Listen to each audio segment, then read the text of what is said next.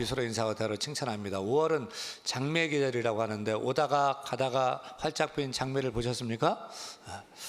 우리 옆 사람 인사할까요? 사랑하는 성도님, 성도님의 얼굴을 보니 5월의 장미도 질투하겠습니다. 5월의 꽃은 장미라 하지만 우리 교회의 꽃은 바로 성도님입니다. 할렐루야. 우리 오늘 설교 제목 따라합니다. 요셉 같은 지도자가 필요합니다. 사랑하는 여러분, 이번 주는 우리나라의 운명을 결정하는 아주 중요한 한 주간입니다. 바로 나라를 통치할 대통령을 뽑는 선거가 있는데 사전 투표를 하셨습니까? 저는 지난 금요일 동사무소에 일을 보러 갔다가 잘 됐다 해서 거국적으로다가 그리고 조용히 이미 투표를 끝냈습니다. 아마 속으로 우리 목사님은 몇 번 찍으셨을까? 1번 찍으셨을까? 2번 찍었을까? 여러분, 그런 거 절대 궁금해하지 말길 바랍니다. 신상이 해롭습니다. 목사님, 우리는 몇 번 찍으면 좋을까요? 그런 것도 절대 묻지 말기 바랍니다. 오늘 저는 몇 번이 아니고 어느 정당도 아니고 지도자의 기준에 대해서 말씀드리고 싶습니다. 여러분, 선거란 국민의 주권 행사입니다.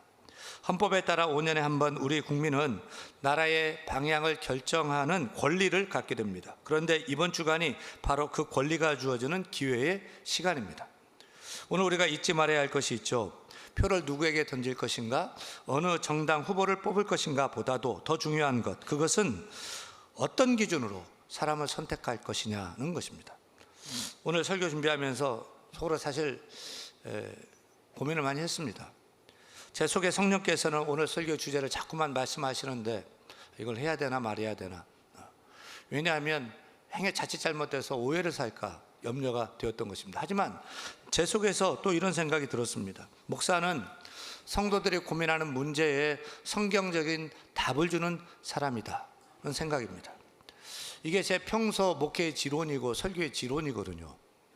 목회와 설교를 통해서 성도들이 세상 삶에서 고민하고 부딪히는 문제에 대해서 성경적인 기준을 제시하고 답을 제시하는 것이 목사가 할 일이라고 생각을 하거든요.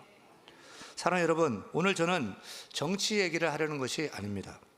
이 시대를 사는 크리스찬으로서 참된 지도자의 기준, 하나님이 기뻐하시는 지도자의 기준을 아는 것, 이것이 우리에게 너무 중요한 일이 아닙니까? 대통령 선거는 5년에 한 번이지만 우리가 세워야 할 지도자의 기준은 날마다 우리 마음 안에 새겨져야 하기 때문입니다. 잘 아시다시피 한 명의 지도자는 너무너무 중요합니다. 지도자 한 사람이 바로 서면 달라지는 것입니다. 가정이든 교회든 어떤 조직이든 큰 국가 공동체도 지도자 한 사람이 바로 서면 다 잘 되고 다 잘 살게 되는 것입니다. 한 사람 때문에 행복하고 한 사람 때문에 다 잘 되는 것입니다. 반면에 악한 지도자, 잘못된 지도자 한 사람이 세워지면 아무리 시스템이 좋고 그간의 여건들이 다 좋고 환경 다 좋아도 무너지게 됩니다. 다 무너지고 다 쇠하고 망하게 되는 것입니다. 따라서 오늘 이 시간 우리는 함께 고민했으면 좋겠습니다. 하나님이 원하시는 바람직한 지도자는 어떤 사람일까? 여러분, 우리에게 필요한 지도자, 우리나라에게 필요한 지도자는 어떤 사람일까요? 오늘 설교의 결론부터 말씀드리고 싶어요. 요셉 같은 지도자, 요셉 같은 대통령이 세워졌으면 우리에게 복이 되겠다, 이런 생각을 합니다. 주여, 요셉 같은 지도자를 세워 주옵소서. 기도가 절로 나오는 것입니다. 우리나라에 요셉 같은 훌륭한 지도자가 나오기를 소망합니다. 또한 내가 요셉 같은 리더로, 지도자로 서기를 소원합니다. 우리가 안 된다면 우리 자녀가 요셉 같은 지도자로 세워지기를 소원하면서 요셉은 어떤 지도자였는지를 살피며 우리 시대에 필요한 지도자상의 기준을 함께 생각해 보고 싶습니다. 첫째, 요셉 같은 지도자는 미래를 준비하는 지도자입니다. 따라합니다. 미래를 준비하는 지도자. 우리나라에는 미래를 준비하는 지도자가 필요합니다. 여러분, 진짜 지도자는 내일을 준비하는 사람입니다. 지금 당장만이 아니고 멀리 보고 준비하는 사람이 훌륭한 지도자입니다. 요셉은 바로왕 앞에서 이렇게 말했습니다. 앞으로 7년 대풍년이 올 것입니다. 하지만 그 이후에 7년 흉년이 올 것이니 풍년일 때 미리 준비하지 않으면 나중에 모두가 굶어 죽게 됩니다. 그래서 요셉은 먼저 7년 풍년의 때에 넘쳐나고 남아 돌지만 흥청망청 먹고 쓴 것이 아닙니다. 수를 헤아릴 수 없는 많은 곡식을 차곡차곡 저장했습니다. 장차 다가올 위기의 미래를 미리미리 준비한 것이죠. 애굽의 바로는 요셉의 그런 미래를 준비하는 해안에 감동했습니다. 왜냐하면 대부분 사람들은 오늘만 보고 결정하기 때문입니다. 지금 풍년이니 마음껏 먹고 마음껏 쓰자고 합니다. 맨날 잔치하자고만 합니다. 그러나 요셉은 말합니다. 지금이 아니라 그 다음을 봐야 됩니다. 여러분, 정치인들의 가장 큰 유혹 중에 하나는 눈앞의 인기입니다. 그래서 국민에게 인심 쓰고 공짜 퍼주고 자기 돈이 아닌데 자기 돈처럼 나라 돈으로 선심 씁니다. 그러면 막 박수 받습니다. 지지율 올라갑니다. 그러면 선거를 이깁니다. 그런데 문제는 그 다음이죠. 미래를 준비하지 않으면 지금의 선심은 결국 모두의 고통으로 돌아오기 마련이기 때문입니다. 빚은 쌓이고 국가는 적자에 허덕이고 공장은 안 돌아가고 결국 국민 모두가 가난해지게 되는 것입니다. 세계 역사는 이것을 분명히 말해주고 있습니다. 베네수엘라는 땅만 파면 나오는 그 석유로 돈 퍼주다가 나라가 몰락했습니다. 그리스는 EU 연합에 속한 선진국이었습니다. 그런데 복지국가, 복지천국 외치다가 IMF 국가 부도까지 갔습니다. 이번 친구 목사가 그리스로 성지순례를 갔다 왔는데 우리도 그리스 갔다 왔잖아요. 얼마나 좋은 나라, 잘 사는 나라입니까? 그런데 이제는 나라가 너무 어려워져서 민심이 흉흉하고 치안이 엉망이다라고 얘기를 합니다.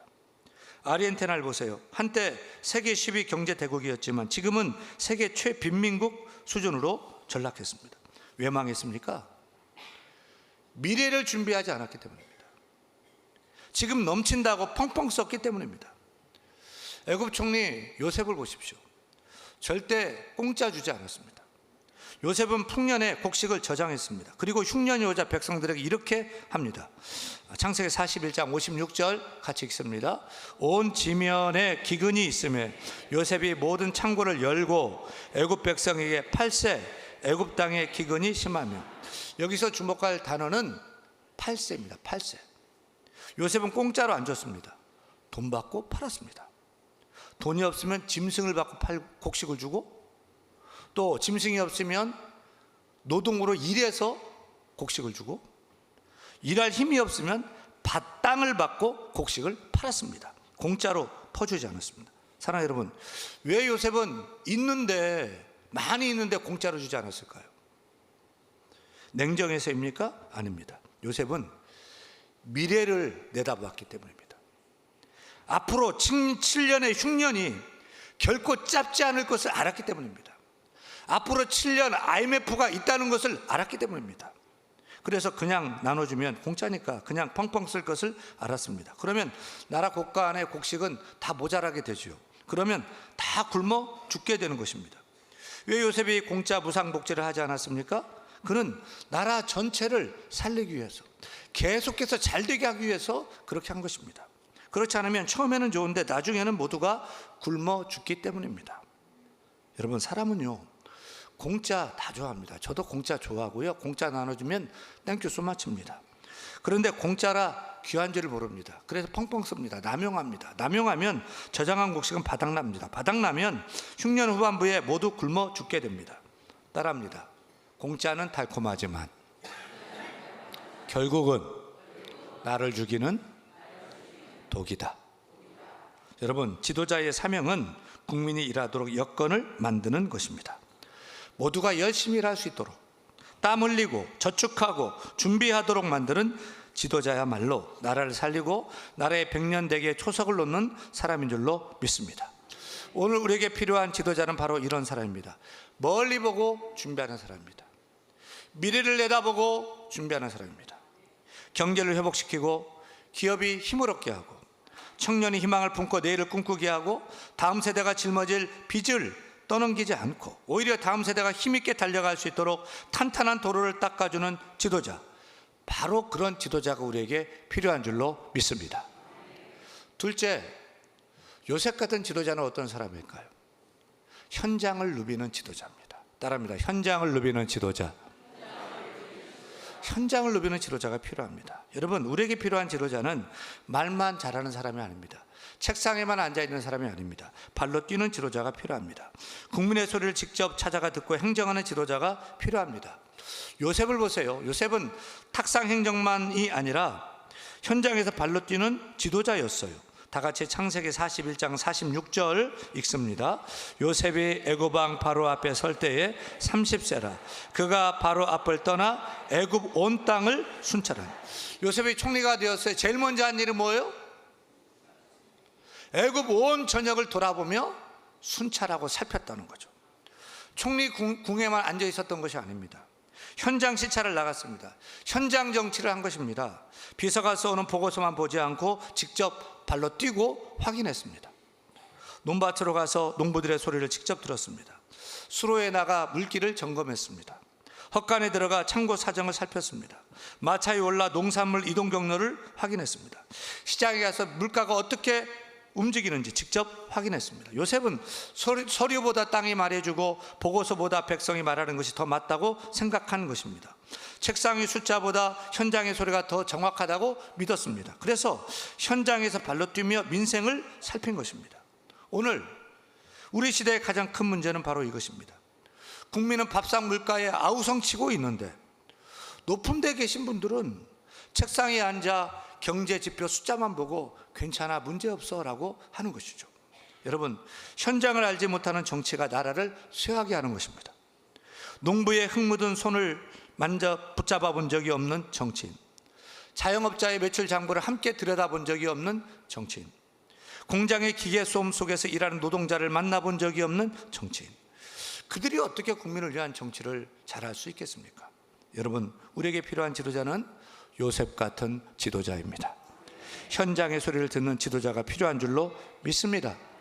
정치인만 그렇습니까? 그렇지 않습니다. 한 가정의 아버지도, 어머니도, 회사의 대표도, 또 하나님의 양무리를 돌보는 교회 지도자도, 목회자도 똑같습니다. 내 자녀가, 내 성도가, 내 직원이, 내 동료가 지금 어떤지, 어떤 문제가 있는지, 어떤 어려움이 있는지 현장에서 돌보고 대처하는 지도자가 좋은 지도자인 줄로 믿습니다. 성경이 말하는 좋은 지도자의 기준이 무엇입니까?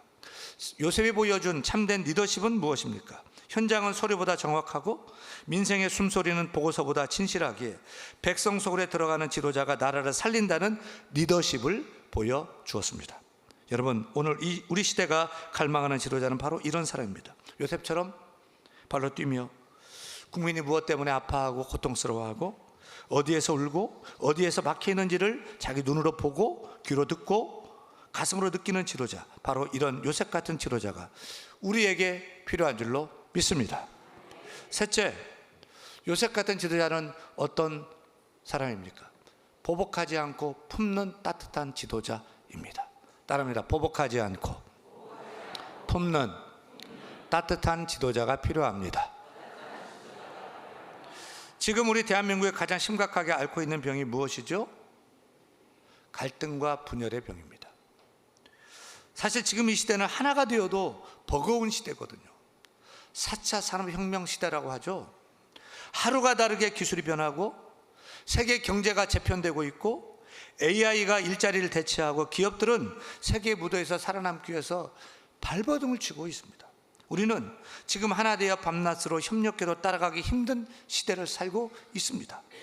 그런데 안타깝게도 정작 우리는 하나 되기는커녕 사분오열하고 있습니다. 좌우로 갈라진 이념의 갈등, 젊은 세대와 기성세대의 세대 갈등, 서울과 지방, 영남과 호남, 남과 북의 지역 갈등, 부자와 서민의 계층 갈등, 기업가와 노동자의 노사 갈등, 남녀 간의 젠더 갈등 등등 온 나라가 갈등 공화국으로 되어져 가고 있습니다. 그런데 문제는 정치가 이 갈등을 부추긴다는 것이에요. 정치는 갈등을 해결하고 민생을 살펴야 되거든요. 오히려 갈등을 증폭시키고 국민을 갈라치게 하고 있는 것입니다. 뽑아주면 제일 먼저 하는 말이 심판하겠다, 쓸어버리겠다. 우리 국민들은 화해를 원하는데요. 우리 국민들은 하나됨을 원하는데요. 정치권은 갈등을 부추기는 것입니다. 사랑하는 여러분, 이런 나라가 어떻게 잘 될 수가 있겠습니까? 요셉을 보세요. 요셉의 인생을 한번 따라가 봅시다. 그는 형들에게 미움을 받아서 노예로 팔렸습니다. 주인 아내에게 누명을 쓰고 감옥에 던져졌습니다. 젊은 나이에 겪지 않아도 될 억울함, 누명, 모욕, 고통 다 당했습니다. 그런데 총리가 되었습니다. 권력을 갖게 된 것입니다. 이제 그는 복수할 수 있는 힘을 가졌습니다. 형들을 처벌할 수도 있고 보디발의 아내 법정에 세울 수도 있습니다. 그런데 요셉은 어떻게 했습니까? 보복하지 않았습니다. 왜요? 그는 정치가 이기 이전에 하나님의 사람이었기 때문입니다.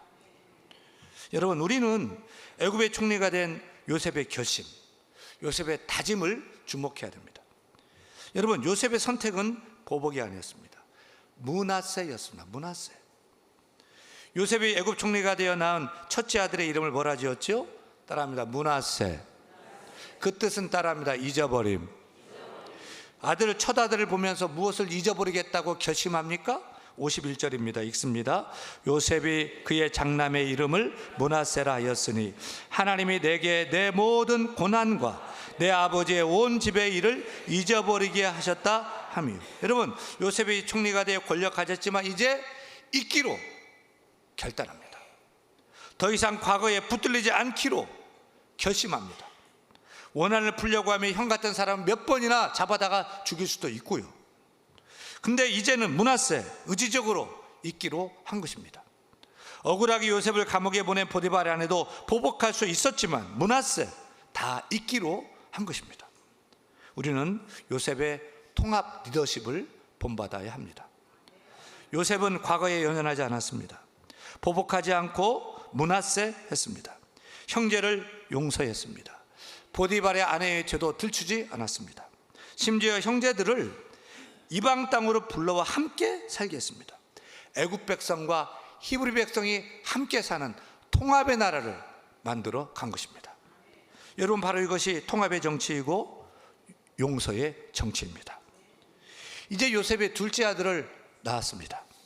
둘째 아들의 이름은 따라합니다. 에브라임. 에브라임의 뜻은 따라합니다. 하나님이 나를 수고한 땅에서 번성하게 하셨다. 번성하게 하셨다. 므낫세는 보복이 아니라 과거의 치유와 회복, 해방을 말한다면 에브라임은요, 앞으로는 번성하고 잘 될 것이라는 미래의 소망을 담고 있습니다.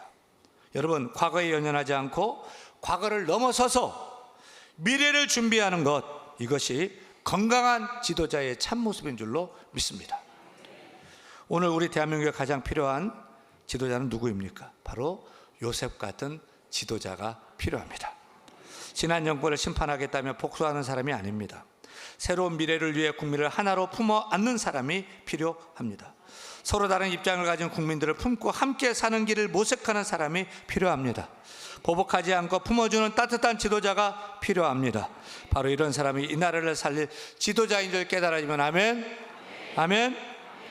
제가 대통령 후보인 이재명 씨나 또 뭐 김문수 씨나 또 이주성 씨를 만나면 붙들고 꼭 이 말을 해주고 싶어요. 다른 거 아니에요. 후보님, 용서는 절대 약한 것이 아닙니다. 약점이 아닙니다. 포용은 약점이 아닙니다. 포용은, 용서는 가장 큰 권력입니다. 품는 사람이 진짜 강한 사람이에요. 따뜻한 지도자가 되어 주십시오. 이제는 갈등을 멈추고 통합하는, 하나 되게 하는 따뜻한 지도자가 되어 주십시오 라고 말씀드리고 싶습니다. 교회 안에도 므낫세와 에브라임의 정신이 필요한 줄로 믿습니다. 여러분, 이제 므낫세 합시다. 이제 다 잊어버립시다. 오늘까지의 상처, 오늘까지의 아픔은 하나님 손에 올려놓고 퉁치고 이제 끝내고 가십시다. 그리고 에브라임 하십시다. 이제 소망을 품고 내일로 나아가십시다. 오늘 설교의 결론은 우리가 함께 붙들고 기도할 세 가지의 기도 제목으로 정했습니다. 첫째 기도 제목은 주여 미래를 준비하며 멀리 보는 요셉 같은 지도자를 세워 주소서. 둘째 기도 제목은 주여 현장을 누비며 국민의 고통을 듣는 요셉 같은 지도자를 세워 주소서. 셋째 기도 제목은 주여 보복하지 않고 품고 통합하는 따뜻한 요셉 같은 지도자를 세워 주소서.